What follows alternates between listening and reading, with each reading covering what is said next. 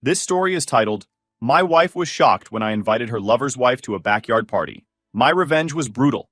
Everyone was shocked. Hi, everyone. Before we dive in, a quick favor. If you enjoy content like this, please hit the subscribe button. It's free, supports the channel, and makes sure you never miss out on amazing videos. All right, let's get started.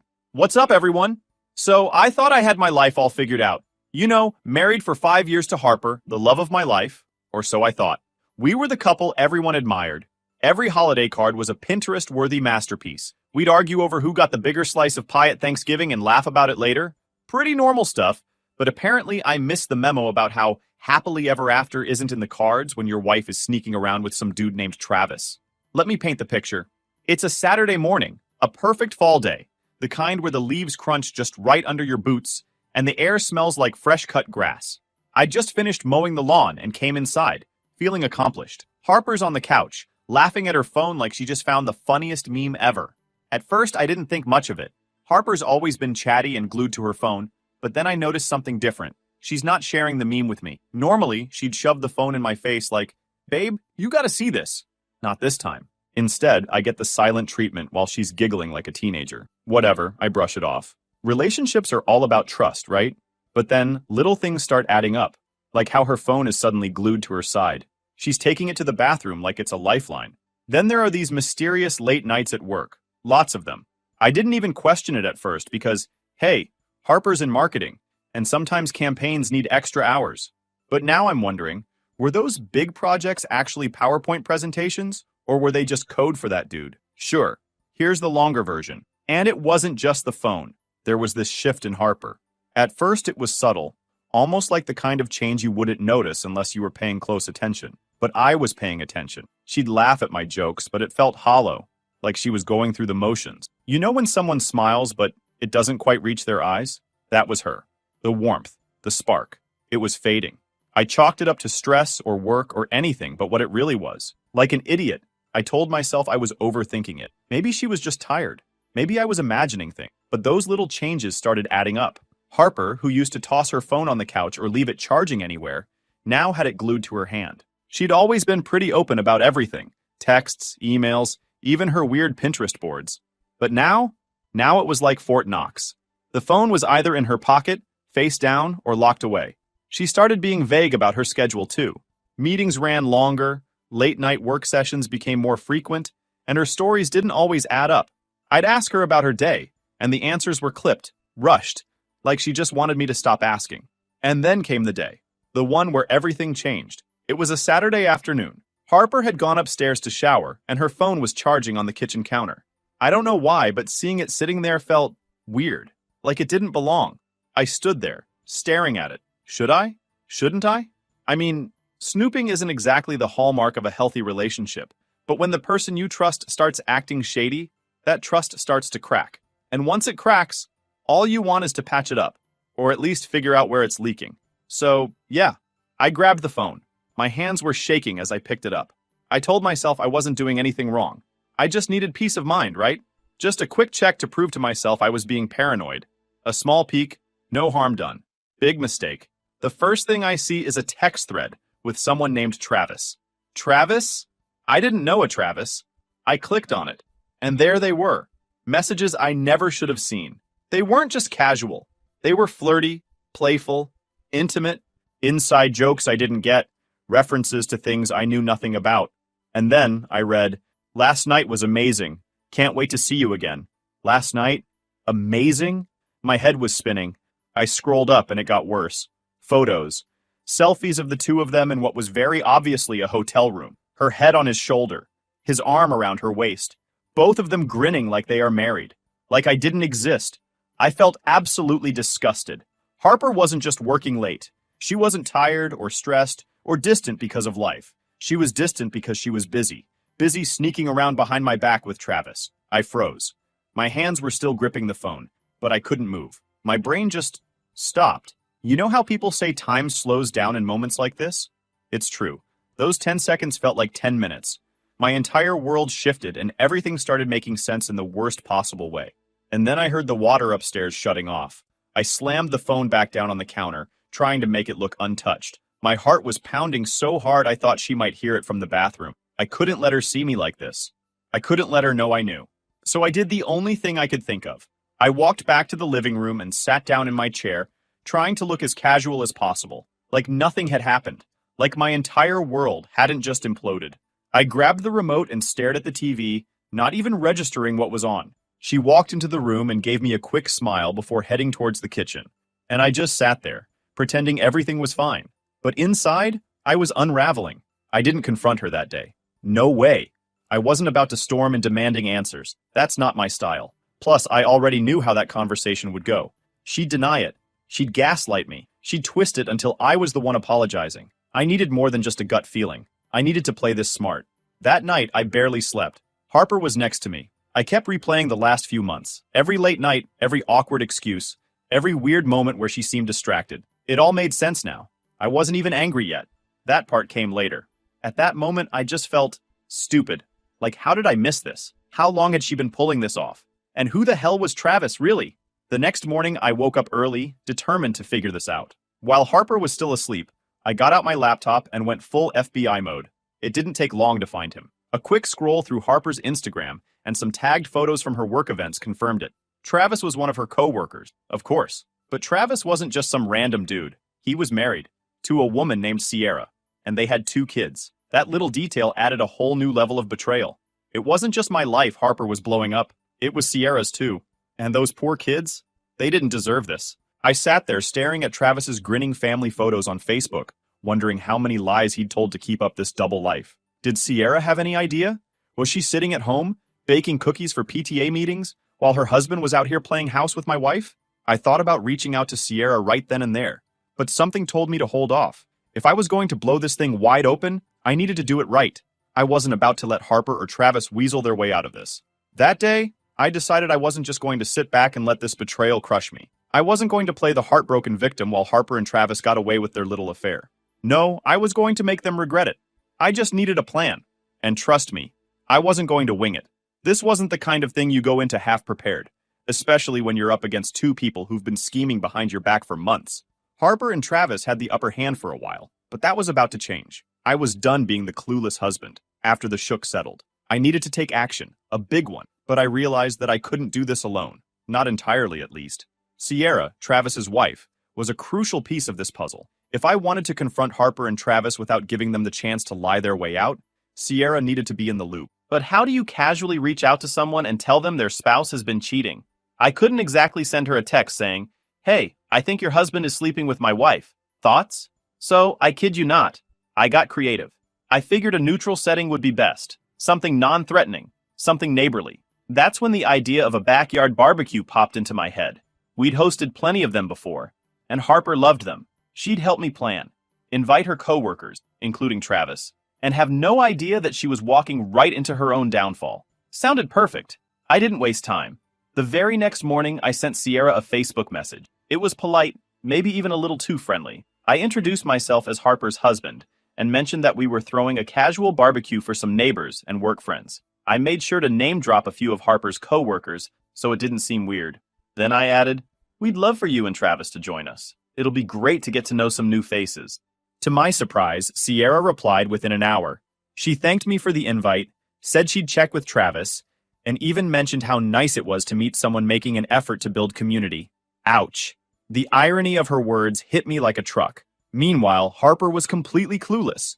She was thrilled about the barbecue idea, offering to help with decorations and food. She even suggested inviting some of her favorite coworkers, Travis included. That moment was pure gold. The person who was actively wrecking our marriage was suggesting I include her partner in crime at a social gathering in our own backyard.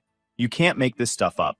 For the next few days, I played the role of the perfect husband. I let Harper think everything was fine while I meticulously planned every detail. The guest list was small but strategic. Neighbors, a few friends, and key people from Harper's workplace. I made sure to exclude anyone who might tip her off about what was coming. The hardest part was keeping my cool. Every time Harper talked about the barbecue, I had to bite my tongue to stop myself from saying something snarky, like when she said, "Travis and Sierra are such a cute couple. I'm glad they're coming." Cute couple? Give me a break. But I stayed calm because I knew the payoff would be worth it. By the end of the week, everything was in place. I'd prepped the yard, borrowed a massive grill from a neighbor, and made sure the seating arrangements would force Harper and Travis to interact with Sierra and me. Timing was everything. If this was going to work, I needed to make sure everyone was comfortable and relaxed before I dropped the bomb.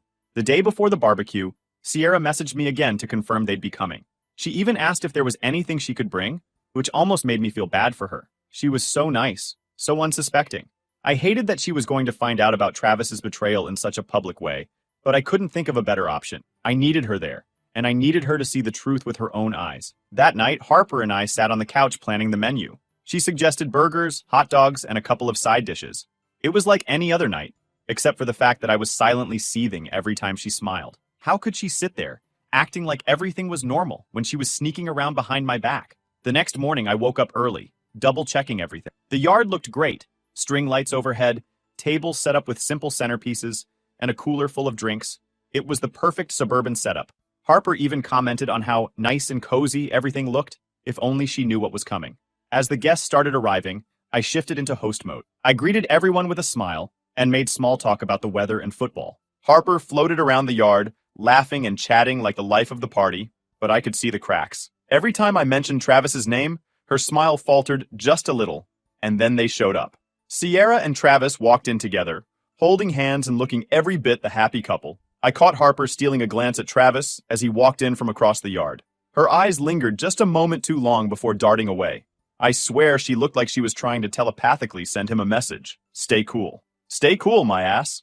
Sierra was warm and friendly, immediately complimenting the setup and mingling with the neighbors. Travis, on the other hand, looked like he'd rather be anywhere else. His eyes darted around nervously, intentionally avoiding Harper altogether.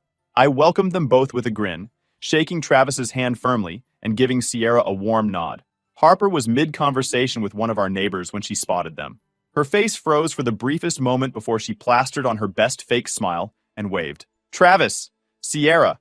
So glad you could make it, she said, her voice just a little too high-pitched. Watching her squirm was almost satisfying. As the afternoon wore on, I made sure to steer conversations in a way that would put Harper and Travis on edge. I chatted with Sierra, asking her about her kids and how she and Travis managed to balance work and family life. She seemed genuinely happy to talk, completely unaware of the storm brewing around her. Meanwhile, Harper kept glancing at me, probably wondering what I was up to. I could tell she wanted to pull me aside and ask why I'd invited Travis and Sierra, but she didn't dare make a scene. Until now, everything was falling into place. The stage was set. The only thing left was to deliver the final blow. But timing was everything. I wasn't about to rush it and miss the perfect moment. This wasn't just about exposing the affair. It was about making them feel the weight of their betrayal in front of the very people who thought they were the epitome of decent, trustworthy individuals. At one point, Harper cornered me near the grill. "Everything okay?" she asked, her tone overly casual. "Why wouldn't it be?" I replied with a shrug, flipping a burger. "I don't know," she said, her smile forced. "You just seem different." I looked at her, letting the silence hang for a beat too long. "Just focused on making this barbecue perfect," I said with a smirk. Her eyes narrowed slightly, but she didn't push it. "Good. Let her stew." Dinner was served, and I strategically placed Sierra and Travis at a table near the center of the yard. Harper ended up at the same table naturally, which meant I got to watch the three of them navigate one of the most awkward dinners of their lives. Sierra, ever the optimist, tried to keep the conversation light, asking Harper about work. "Oh, it's been so busy lately," Harper said, her voice strained. "Big projects, you know how it is." I nearly choked on my burger. Big projects? That's what she was calling it? I kept my expression neutral, though. No need to give myself away just yet. Travis barely said a word, and every time Sierra tried to pull him into the conversation, he muttered something vague and took another bite of food. Harper looked like she was clinging to the edge of a cliff, smiling and nodding like her life depended on it. The neighbors, oblivious to the brewing storm, chatted happily about weekend plans and the latest neighborhood gossip. It was almost surreal, sitting there, knowing what I knew, while everyone else carried on like nothing was wrong. After dinner, I decided it was time to start planting seeds. I walked over to the dessert table, where Sierra was helping herself to a slice of pie. "So, Sierra," I said, keeping my tone friendly, "Travis must be busy at work, huh? Harper's always mentioning how late he's been staying to finish those projects." Sierra looked up, her smile faltering slightly. "Yeah, he's been working a lot," she said, glancing over at Travis. "Sometimes I barely see him during the week. Must be tough," I said, nodding sympathetically. "Harper's been putting in a lot of late nights too. They make quite the team, don't they?" She smiled politely, but I could see the faintest flicker of doubt in her eyes. Across the yard, Harper was watching us. Her body was stiff, her hand gripping her drink like it was the only thing keeping her upright. I gave her a small wave, and she quickly looked away. As the evening wore on, the tension became almost unbearable. Harper and Travis were clearly on edge, and even Sierra seemed to pick up on something being off. She kept glancing at Travis, her brows furrowing slightly, like she was piecing together a puzzle that didn't quite make sense yet. Finally, as the sun dipped below the horizon and the string lights began to twinkle, I decided it was time. I stood up, clinking my glass to get everyone's attention. The chatter died down as the guests turned to look at me. "Hey everyone," I began, my voice calm and steady. "I just wanted to take a moment to thank you all for coming tonight. It's not often we get to bring everyone together like this, and I think it's important to celebrate community and friendship." I paused, letting my gaze sweep over the crowd before landing on Harper. And of course, a big thank you to Harper for helping me put this together. She's been working so hard lately, both at home and at work. It's really inspiring. Harper's face turned a shade paler, and her smile wavered. "And speaking of work," I continued, turning to Travis and Sierra, "it's been great getting to know more of Harper's co-workers. Travis, I've heard so much about you. Harper's always talking about how dedicated and hardworking you are." Travis shifted uncomfortably in his seat, his eyes darting to Harper, then back to me. "But you know," I said, my tone sharpening slightly, "it's not just about work, it's about trust." I stressed on the word trust and continued, "About being honest with the people who matter most." The silence was deafening. I locked eyes with Harper, my voice cutting through the chatter like a blade. "Harper," I said, slow and deliberate, "would you like to go ahead and tell everyone here about your secret late-night meetings with Travis? Or should I lay it all out for you?" The gasps from the crowd were almost satisfying. Harper's chair scraped against the concrete as she stood up, her face flushed with panic. "What are you talking about?" she stammered. "This isn't the time or place for whatever this is." Sierra turned to Travis, her confusion morphing into alarm. "Travis, what's he talking about?" Travis opened his mouth, but no words came out. He looked like he wanted to vanish into thin air. I smiled, the calmest I'd felt in weeks. "I'm talking about the affair, the texts, the hotel meetups, everything." Sierra's face crumpled as the realization hit her. "Travis?" she whispered, tears welling in her eyes. The yard erupted into murmurs and gasps. Harper and Travis looked like deer caught in headlights, and Sierra's devastation was written all over her face. I stepped back, letting the chaos unfold. My job was done. Or so I thought. But as the yard descended into chaos, it became clear that the fallout was far from over. Harper stood frozen, her mouth opening and closing like a fish gasping for air. Travis looked like someone had just told him his car was on fire. And Sierra, poor Sierra, was staring at her husband with a mix of heartbreak and fury that could melt steel. The murmurs among the guests grew louder. Neighbors exchanged wide-eyed glances, some whispering, others openly gawking. Nobody was leaving, though. Oh no, they weren't going to miss the live drama. Harper finally found her voice. "James, can we please talk about this privately?" she begged, her tone wavering between desperation and anger. "This isn't the right place." I let out a bitter laugh. "Not the right place? That's rich coming from you. Was the hotel room the right place, Harper? Or was that just convenient?" More gasps from the crowd. One of the neighbors muttered, "Oh, damn," under his breath. Harper's face turned red, either from embarrassment or fury. I couldn't tell, and honestly, I didn't care. Sierra, meanwhile, rounded on Travis. "Is it true?" she demanded. "You're sleeping with her? After everything? After all we've been through?" Travis looked like he wanted the ground to swallow him whole. "Sierra, It's not what you think," he stammered, his hands raised defensively. "Oh, don't you dare!" Sierra yelled, cutting him off. "Don't you dare try to gaslight me right now. I'm not stupid, Travis. He has proof. Do you hear me?" "Proof?" I nodded, pulling my phone from my pocket. "Would anyone like to see the texts? Or the pictures?" I offered, holding it up. "Because trust me, I've got plenty." That shut everyone up. Harper's eyes darted to my phone, then to the crowd.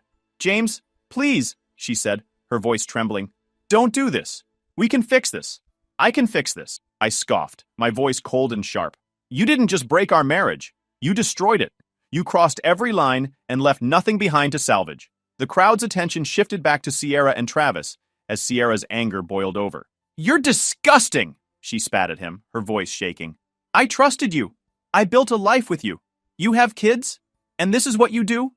And with whom? With her."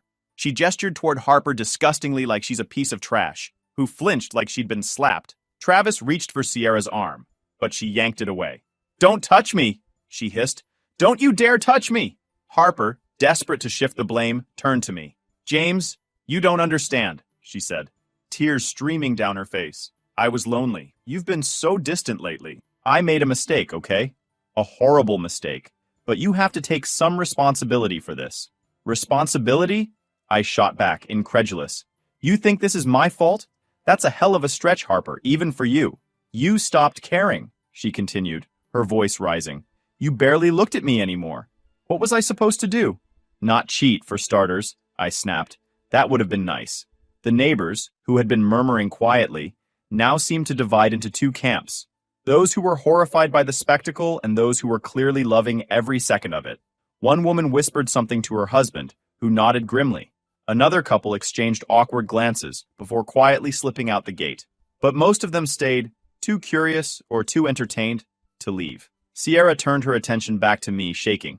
"How long?" she asked. "How long has this been going on?" "About 6 months," I said flatly, holding her gaze. "Maybe longer. I found the texts a few weeks ago. Dates, times. They match up with all those late nights Harper's been working." Sierra's face crumpled, and for a moment, I thought she might collapse. 6 months, she whispered, as if saying it out loud made it more real. Then her expression hardened. She turned to Travis and said, "We're done. Do you hear me? Done." Travis didn't even try to argue. He just stood there, his shoulders slumped in defeat as Sierra stormed toward the gate. "Wait!" Harper called after her. But Sierra didn't even turn around. She pushed the gate open, slamming it shut behind her with a force that made everyone wince. The sound echoed through the yard like a gunshot. Travis hesitated, looking from Harper to the gate. I should go after her," he mumbled. But he didn't move. "Yeah, you should," I said, laughing. "But don't expect her to take you back. If she's smart, she won't." Travis glared at me for a moment before turning and walking out of the yard. The silence that followed was deafening. All eyes were on Harper now, who looked small and defeated, standing alone in the middle of the chaos she'd created. The neighbors began to disperse, one by one. A few offered me awkward pats on the back or mumbled words of sympathy as they left. No one said a word to Harper. By the time the yard was empty, it was just the two of us. Harper stood by the table, her arms wrapped around herself. "James," she whispered, "please, I didn't mean for any of this to happen." "But it did," I said, my tone flat. "And now you have to live with it." She stepped closer, tears streaming down her face. "I'll do anything," she said, her voice breaking. "Therapy, counseling, whatever you want. Just don't give up on us, please." I stared at her for a long moment, my emotions swirling like a storm. Anger, betrayal, sadness. All of it threatened to overwhelm me, but there was no going back. Harper shattered all the trust I had for her. She was my wife, and I was committed to her only for her to go with a jerk like Travis. I couldn't forgive her for it. "There's nothing left to save," I said quietly. "You destroyed it." Her sobs grew louder, but I didn't waver. I turned and walked inside, leaving her standing there in the dark. For the first time in months, I felt a sense of clarity. It wasn't closure, not yet, but it was a start. The fallout, though, was anything but clean. If you've ever seen a perfectly controlled demolition where a building collapses neatly into its own footprint, this was the opposite. It was messy, unpredictable, and left wreckage everywhere. Harper might have been the epicenter, but the shockwaves reached everyone around us. That night, after I left her in the backyard, Harper stayed out there for hours. I could hear her pacing back and forth on the deck, her muffled sobs cutting through the otherwise quiet night. I didn't care. I locked myself in the guest room, trying to piece together how we'd gotten here. It wasn't like I was blindsided anymore, but seeing it all play out so publicly made it hit differently. The next morning, Harper was gone by the time I woke up. She left a note on the kitchen counter that said, "We need to talk. Call me when you're ready." I crumpled it up and tossed it in the trash. But the day didn't end there. Word spread fast, faster than I expected. Of course, when you publicly expose an affair at a barbecue, it doesn't stay a secret for long. By lunchtime, half the neighborhood knew, and by the evening, the other half did too. I started getting texts and calls from friends, family, and even some of Harper's coworkers who had been at the barbecue. Most of them had the same tone: shock, disbelief, and a sprinkling of awkward condolences. "Hey man, just heard what happened. That's rough. You okay?" I never would have thought Harper would do something like that. "You need anything? You're handling this better than I would. Stay strong." The most satisfying part is a message from one of Harper's co-workers who hadn't been at the barbecue. Travis is screwed. HR got wind of what happened. Pretty sure he's about to get canned.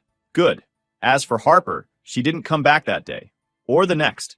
She must have gone to a friend's place or a hotel, because I didn't hear a peep from her except for one text asking if she could come by to grab some things. I ignored it. Instead, I focused on cleaning up the mess. Literally and figuratively. The yard still had remnants of the barbecue. I cleaned it all up, one piece at a time, like I was scrubbing Harper's betrayal out of my life. By the end of the week, the lawyers were involved. Harper and I didn't even argue about the divorce. It was like she knew she had no ground to stand on. She'd stop by when I wasn't home to pack up her things, leaving little notes behind asking if we could talk things through. I never responded. Then there was Sierra. She was the wild card in all this. I didn't expect to hear from her again, but a week after the barbecue, she called me. I just needed to hear from someone who understands, she said, her voice strong. I'm so angry, but I also feel like I can't stop crying. It's like my life isn't my own anymore. I get it, I told her. And I did. We talked for over an hour, swapping stories and piecing together timelines. It was surreal, bonding with the person whose life had been destroyed alongside mine. But it helped. Sierra wasn't wasting any time, though. She'd already filed for divorce and had moved back to her parents' house with the kids. I'm not sticking around to see if Travis can redeem himself, she said. He made his bed, and now he can rot in it. Hearing her resolve made me feel lighter in a way. If she could move forward, so could I.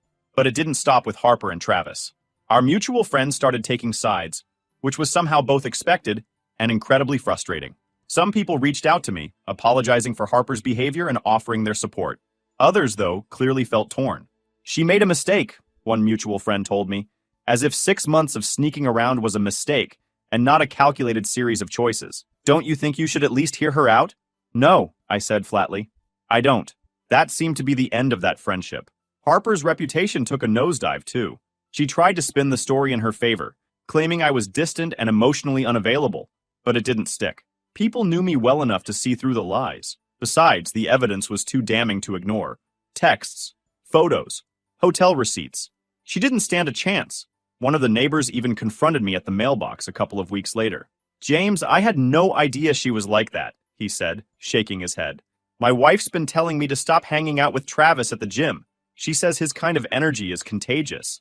I almost laughed. Smart woman, I replied. But consequences wasn't just social.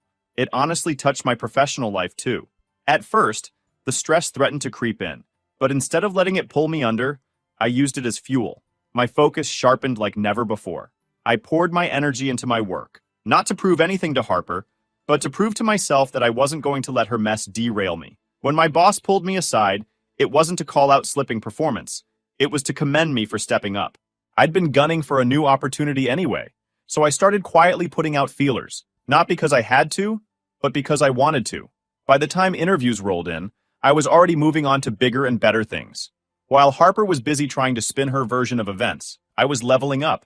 A fresh start wasn't just an idea anymore, it was already in motion. Life slowly started to stabilize after that.